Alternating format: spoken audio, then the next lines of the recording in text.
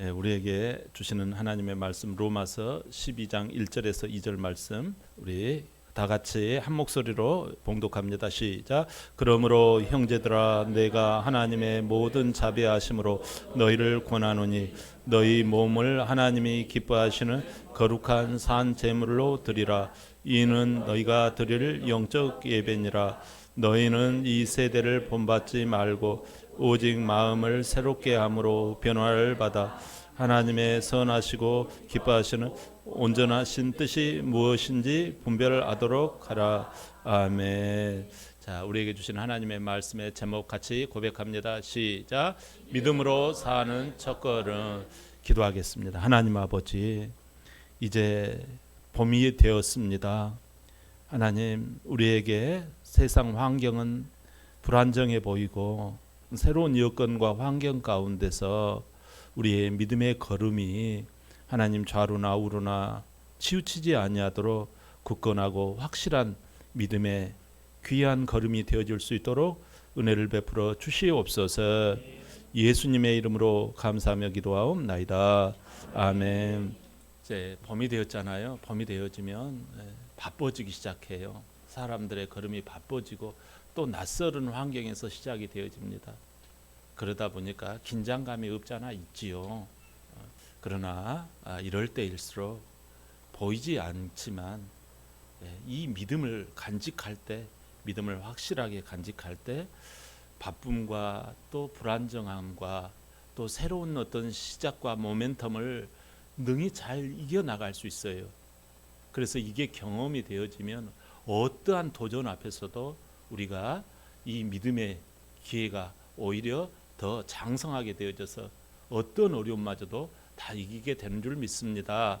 바울 사도는 오늘요 이 바쁜 여건과 환경 가운데서도 성도들의 마땅한 이 모습이 어떠해야 할지를 오늘 소개하고 있어요. 하나님의 모든 자비하심으로 너희를 권한다고 말씀해요. 이 하나님의 은혜를 받은 사람이라면 어떻게 살아가야 하는지를 말씀하고 있어요. 그런 점에 있어서 로마서 1장에서부터 11장까지는 우리가 어떻게 구원을 받는지, 어떻게 우리가 의로워지는지 이거에 대해서 이치적으로 마치 학생에게 공부를 가르치듯이 하나하나 설명하고 이치적으로 이해를 시키는 것처럼 이 부분을 이렇게 자세하게 가르쳐주고 있어요. 그런데 12장 들어서부터는 상황이 달라져요. 너희가 그렇게 이론적으로 혹은 또 생각으로 또 이렇게 깨우침으로 너희가 알았지 않느냐, 가르쳐준 그 교훈이 있지 않느냐. 그렇다면 오늘 그러므로 그래요. 그러므로로 시작하잖아요. 이제 그 배운 대로 너희가 그 믿음을 가진 대로 이제 삶의 실전에 적용해야 되지 않겠니? 라는 것입니다. 그러므로 이렇게 해요. 엄청난 이 복음의 이 비밀과 이 기쁨을 소유한 사람이라면 이 믿음의 걸음을 띄어야 되는데 그 믿음의 첫 걸음을 어떻게 우리가 행보를 움직여야 하는지를 오늘 본문은 말씀하고 있어요. 믿음이 있다면 변화가 따른다라는 거예요. 믿음으로 사는 첫 걸음이 무엇일까요? 너희 몸을 드릴 줄 알아라는 거예요.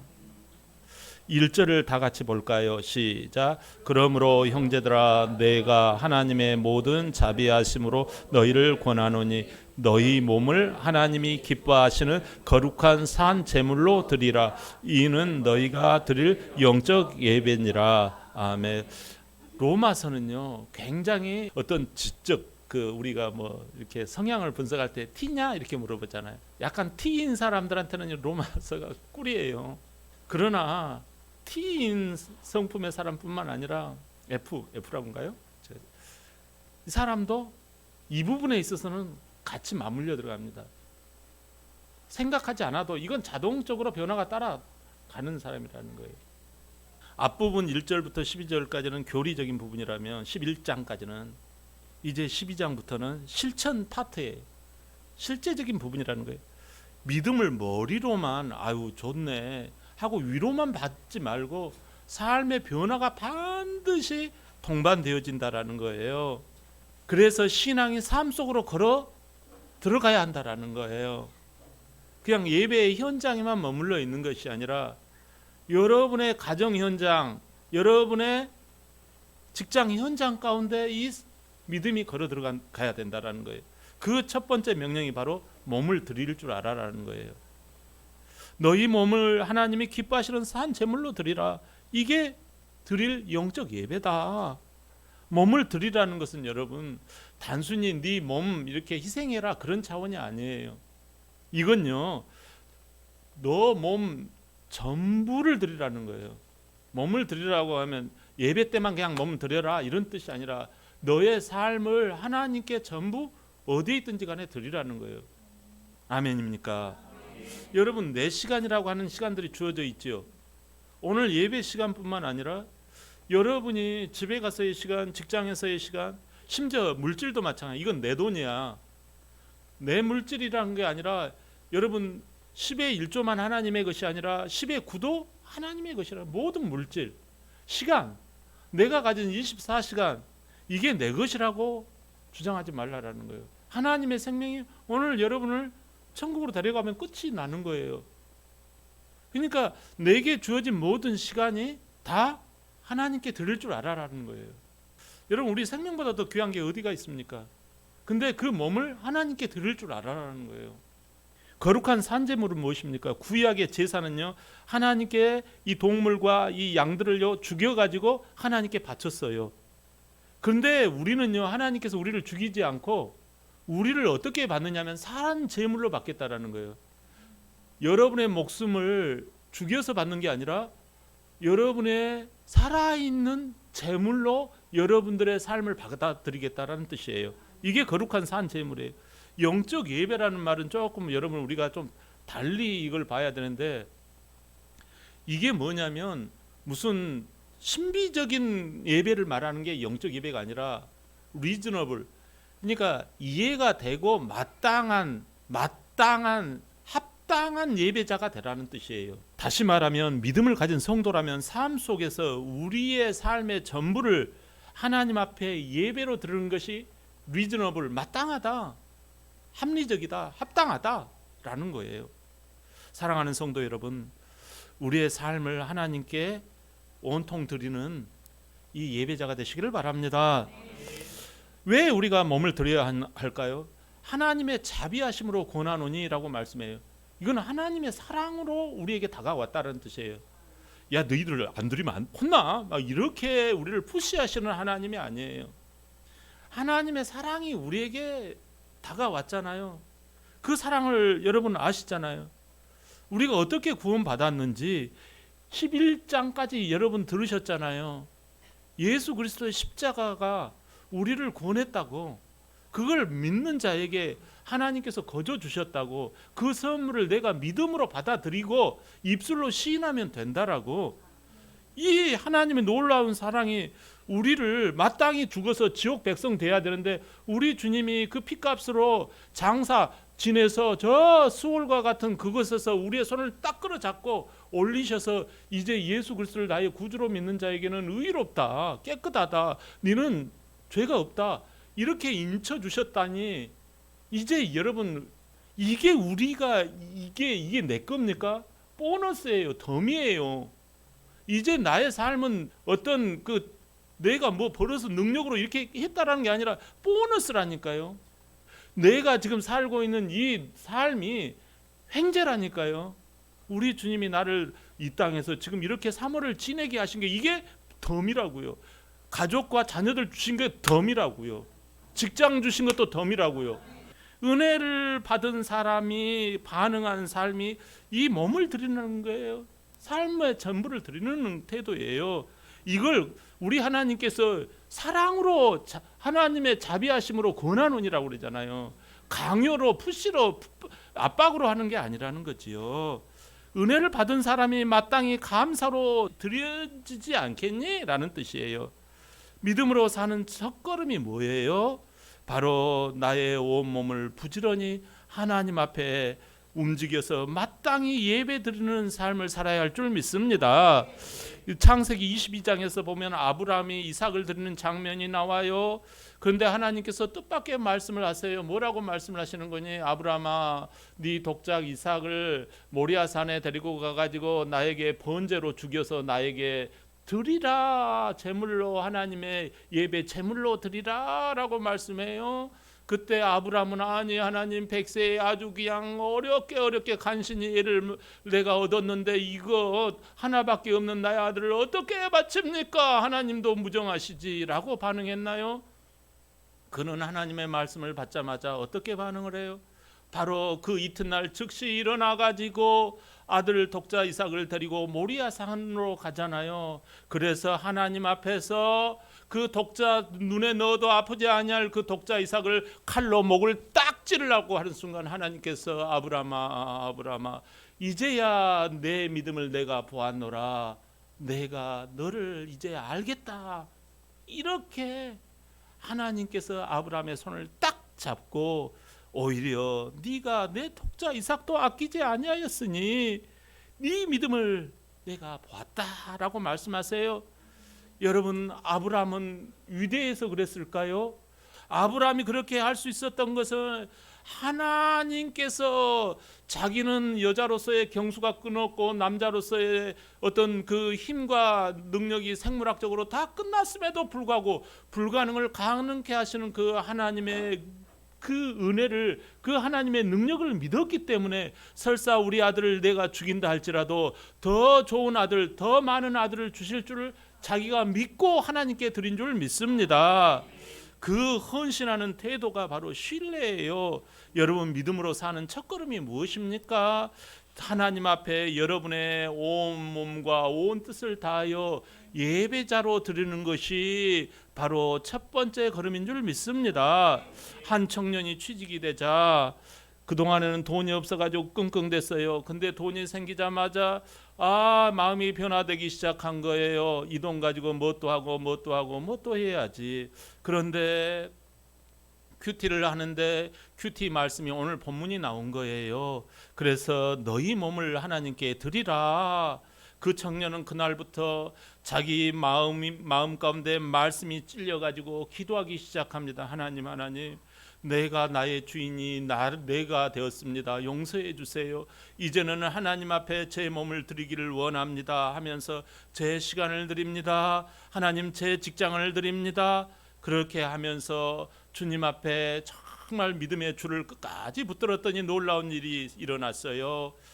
하나님께서 오히려 그의 마음을 변화시키기 시작하고 하나님 앞에 헌신하였더니 그의 모든 일 가운데 순리적으로 순탄함이 일어나기 시작한 거예요. 자기 생각에는 이게 돈도 쪼들리고 더 나는 진짜 신앙생활하기 때문에 직장도 힘들 거라고 생각했는데 그러지 않는 거예요. 오히려 잘 되고 평안이 찾아온 거예요.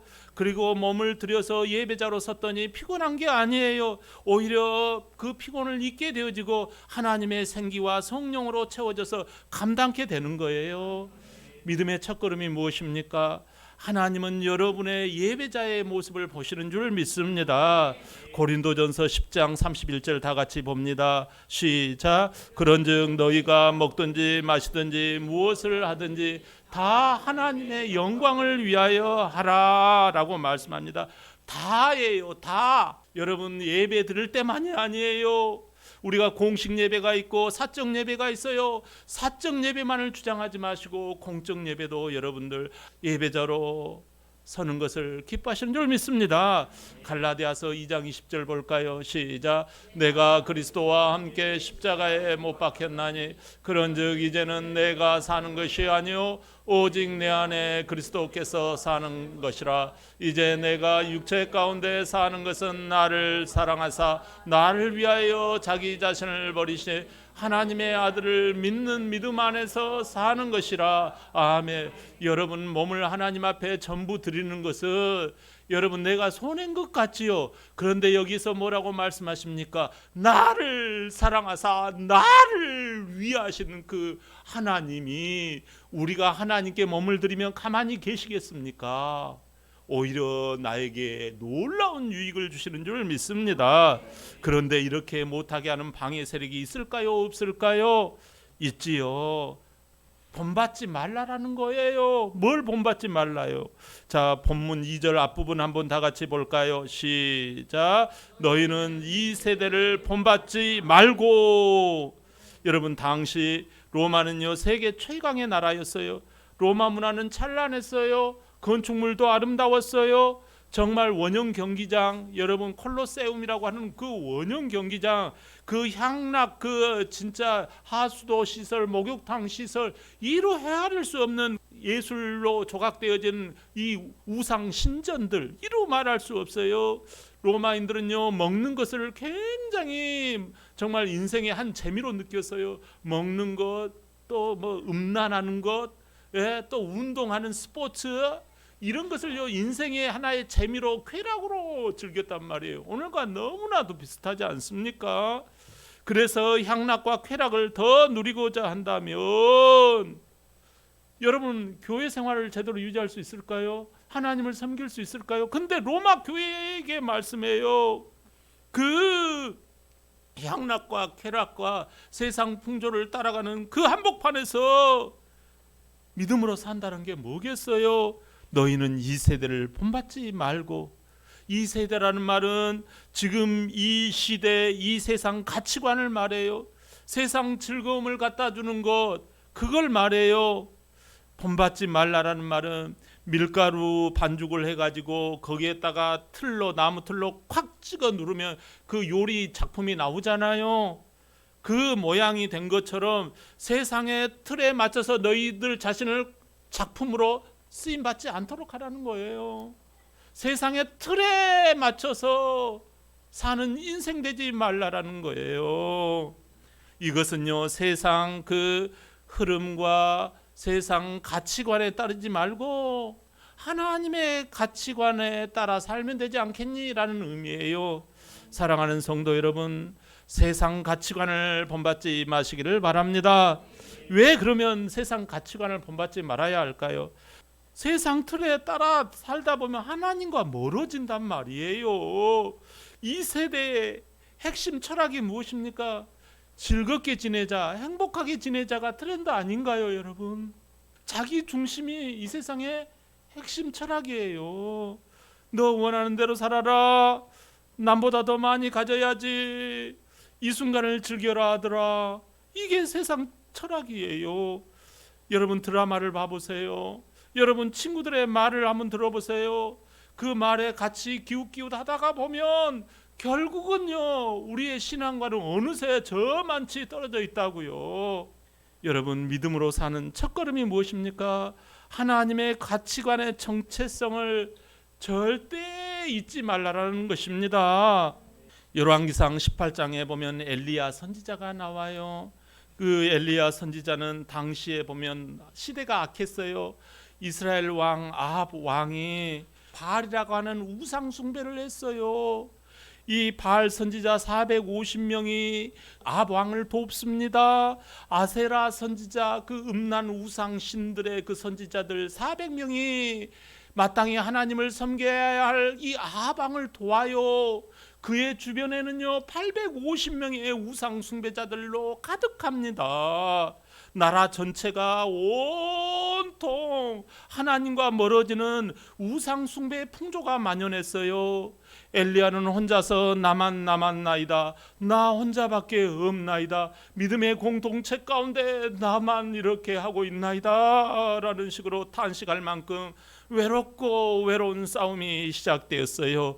그러나 하나님께서 갈멜산에서 엘리야에게 불로 응답하시는 그 하나님께서 기도했을 때 하늘에 불이 내려와서 세상 틀에 사로잡힌 자들을 다 패하게 하십니다. 여러분 한 번에 하나님의 불이 임할 때 세상 틀로 살아가는 사람들을 다 깨뜨려 버린다라는 말씀이에요. 여러분 그 정말 본받지 말라고 하잖아요. 여러분 생각은 옳은 것 같지만 하나님은 그걸 기뻐하지 않는단 말이에요. 그렇기 때문에 여러분들 교회에 나와서 기도함으로 말미암아 하나님의 가치관, 하나님의 그 안목을 간직하는 그것이 바로 믿음의 첫걸음인 줄 믿습니다. 여러분, 본받지 않을 때 우리가 외로울 수 있어요. 나만 외롭게 그 길을 걸어가는 것처럼 보여요. 좁은 길처럼 보여요. 그러나 하나님께 인정받아야 하지, 사람에게 인정받으려고 하지 마시고 하나님께 인정받는 공적 예배와 사적 예배가 온통 드려지는 은혜의 성도들 되기를 바랍니다. 강물을 한번 보세요. 돌멩이를 한번 던지면 그 돌멩이 때문에 정말 이렇게 물결이 잠시 일어나지만 흐르는 강물을 어떻게 바꿀 수가 있나요? 강물은 여전히 그 돌멩이 하나 때문에 바꿔지지 않아요. 내가 지금 이렇게 말씀을 듣고 내가 나는 이제 바뀌어야지, 새롭게 되어야지라고 결단을 하지만요, 또 세상 물결에 내려가면 오늘의 이 신앙의 모습은 어디 간지 모르게 다 사라져버리고 없어요. 그러면 여러분, 세상 강물을요 바꾸게 하는 게 무엇입니까? 강 한가운데 정말 이 돌멩이가 박혀 있으면요, 이 물이 흘러가다가도 그 돌멩이 때문에 피해가고 마는 것처럼 우리가 여러분 정말 하나님의 말씀 위에 굳게 서고 말씀을 묵상하고 하나님의 그 말씀을 가지고 기도할 때 여러분 세상 물결은 우리를 피해가는 줄 믿습니다. 하나님의 말씀 안에 가치관을 두면 믿음으로 사는 첫걸음이 당당해지고 담대해지는 줄 믿습니다. 할렐루야. 요한일서 2장 15절 말씀에 이 세상이나 세상에 있는 것들을 사랑하지 말라. 누구든지 세상을 사랑하면 아버지의 사랑이 그 안에 있지 아니하니라고 말씀합니다. 또한 야고보서 4장 4절에 가늠한 여인들아, 세상과 벗된 것이 하나님과 원수 되는 것을 알지 못하느냐라고 말씀합니다. 여러분, 믿음으로 사는 첫걸음에서 가장 핵심적인 열쇠가 무엇일까요? 삶이 진짜로 변화되려면 무엇이 달라져야 할까요? 마음입니다. 여러분, 마음이 새롭게 변화되어야 할 줄 믿습니다. 2절 다 같이 한번 봅시다. 시작. 너희는 이 세대를 본받지 말고 오직 마음을 새롭게 함으로 변화를 받아 하나님의 선하시고 기뻐하시고 온전하신 뜻이 무엇인지를 분별을 하라. 아멘. 오직이라는 말이 나오잖아요. 세상을 따르지 말라고 했으면 그 다음은 그럼 뭐를 해야 되느냐라는 거예요. 마음을 새롭게 하라는 거예요. 여러분, 마음은 때가 묻어요. 오늘 주일을 이렇게 하면은 오늘 집에 가면서 또 때가 묻어요. 월요일 날 출근할 때 또 때가 묻어요. 하나님은 그걸 알고 지금 오직이라는 거예요. 마음을 새롭게 하라는 것은 머리로 알아서는 안 된다라는 거예요. 생각에 마음에 새 옷을 입으라고 말씀하시는 거예요. 분별하도록 하라. 이건 뭐냐면 마음이 새로워진 결과는요, 세상에 이게 가치관이다, 하나님이 기뻐하시는 가치관이다가 딱 분별이 된다라는 거예요. 사랑하는 성도 여러분, 이것은 말씀으로 내 생각과 마음을 얼른 이건 교체하라는 뜻이에요. 여러분, 새롭게 한다라는 것은 하나님의 그 생각과 마음으로 빨리 교체하라는 거예요. 사랑하는 성도 여러분, 상황 속에서 하나님의 말씀과 생각으로 빨리 교체하는 은혜가 있기를 바랍니다. 마음을 새롭게 한다라는 뜻은요, 조금 어려운 말인데요, 수동태예요. 내가 바꾸는 게 아니에요. 하나님의 성령이 내 안에 계시면 이거 아니다, 이거 비껴, 이렇게 하신다라는 거예요. 그러니까 내가 할 일은요, 성령님을 의지하고 모시고 인정하고 환영하고 인정해 드리는 거예요. 내 안에 우리 성령님이 계십니다. 우리 안에 성령님이 계십니다. 우리 교회 공동체 안에 성령님이 계십니다. 우리 가정 안에 하나님의 성령님이 계시고 우리 직장 가운데 하나님의 성령님이 계십니다. 인정하고 믿고 바라보면 되는 거예요. 그럴 때 여러분, 하나님의 말씀이 일하시기 시작하신 줄 믿습니다. 우리 하나님은요, 인정하고 하나님을요 바라보고요 믿어드리면요 너무 기뻐하십니다. 눈에는 보이지 아니하고 손에는 잡히지 아니할지라도 내 안에 계신 하나님 감사합니다. 우리 주멜로디 교회 공동체, 우리 셀 안에 공동체 안에 기도하는 이 공동체 안에 함께 하신 우리 주님 존중해 드립니다. 인정해 드립니다. 함께 하시지요. 그걸 하면 하나님께서요 그 어디나 하늘나라가 되는 줄 믿습니다. 여러분 큐티하시고 예배드리고 기도하고 말씀 듣고 묵상하는 그 시간이 마음이 새롭게 교체되는 시간인 줄 믿습니다. 이게 쌓이다 보면 나도 모르게 생각이 달라져 있어요. 예전에는 비교의식, 의심과 여러분 두려움만 보이더니 이제는 말씀이 생각나고 회개가 나오고 이제는 감사가 올라와요. 그게 새로워지는 것입니다. 아, 이것이 하나님이 선하시게 여기는 생각이겠구나. 아, 이게 하나님이 기뻐하시는 생각이겠구나. 아, 이것이 하나님 앞에 더 마음이 드시는 온전하신 뜻이겠구나 라고 여러분 이 마음의 비늘이 딱딱딱딱 벗겨지면서 교체가 일어난다라는 말씀입니다. 요한복음 3장에 보면 이 신앙인인 니고데모가 나타납니다. 밤에 니고데모가 예수님을 똑똑똑 노크합니다. 누구냐 했더니 나는 로마의 국회의원과 같은 이 관원인 니고데모라는 거예요. 네가 왜 왔느냐 이 밤에 그랬더니 자기가 외롭고 공고한 거예요. 그는요 명예도 있었어요. 그는 부자였어요. 모든 걸 갖췄어요. 그런데 그 삶이 기쁨이 없고 공고한 거예요. 우리 인생은요 누구나 다 이 공고함 가운데 들어갈 수가 있어요. 그런데 우리 주님이 그에게 말씀하십니다. 사람이 거듭나야 된다. 그래야지 하나님 나라를 볼 수 있단다. 이렇게 말씀하셨어요. 그는 변화되지 않는 마음 때문에 하나님을 믿어도 변화되지 않았어요. 마음이 교체가 되지 않은 거예요. 그래서 이런 뚱딴지 같은 말을 합니다. 늙었는데 늙은 사람이 어떻게 거듭난단 말입니까? 어떻게 다시 태어난단 말입니까? 그러자 예수님은 물과 성령으로 거듭나야 한다고 말씀하였어요. 이건 마음이 거듭나야 한다라는 거예요. 마음이 교체되어야 한다라는 말씀입니다. 사람의 노력이 아니에요.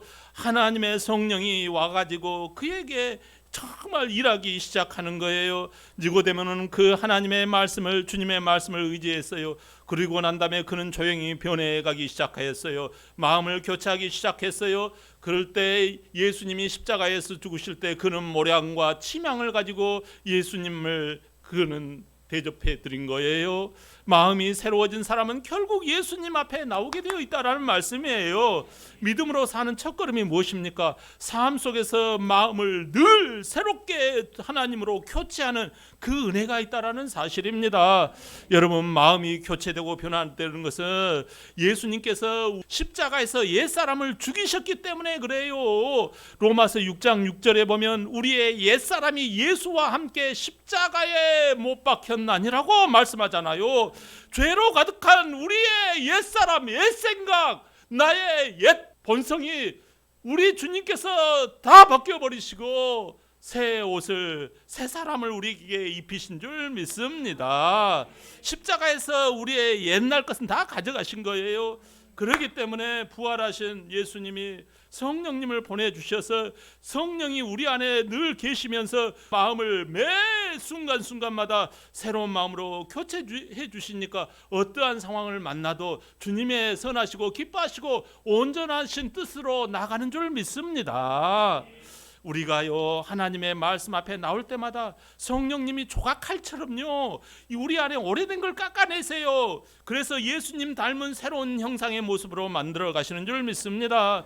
이게 바로 십자가가 우리 가운데서 일하시는 거예요. 믿음으로 사는 첫걸음이 무엇입니까? 삶 속에서 마음을 새롭게 주님으로 교체하는 그 은혜가 시작된다는 사실을 여러분 기억하시기를 바랍니다. 고린도후서 5장 17절에 그런즉 누구든지 그리스도 안에 있으면 새로운 피조물이라 이전 것은 지나갔으니 보라 새 것이다 라고 말씀하신 거예요. 사랑하는 성도 여러분, 오늘 우리는 믿음으로 사는 첫걸음은 몸으로 드리는 예배의 걸음, 세상을 본받지 아니하는 하나님의 가치관의 걸음, 삶 속에서 생각과 마음을 하나님의 마음으로 교체하는 걸음이라고 오늘 말씀을 교훈받았습니다. 매주 여러분 예배를 위해 모이는 그 자리가 바로 여러분 몸을 드리는 자리고 세상 흐름에 맞서서 함께 말씀을 붙드는 자리고 또 함께 기도하는 서로의 마음이 새로워지는 그러한 자리가 바로 이 교회 공동체 안 가운데 있는 줄 믿습니다. 여러분 예배 자리, 셀 모임 자리, 봉사의 자리 절대 가볍게 여기지 않기를 바랍니다. 그 자리 하나하나가 여러분의 믿음을 자라게 하는 하나님의 일하시는 현장이 될 줄 믿습니다. 이제 말씀대로 몸을 들이고 세상을 거부하고 날마다 마음이 새로워지는 은혜가 충만하시길 주의 이름으로 축원합니다. 아멘.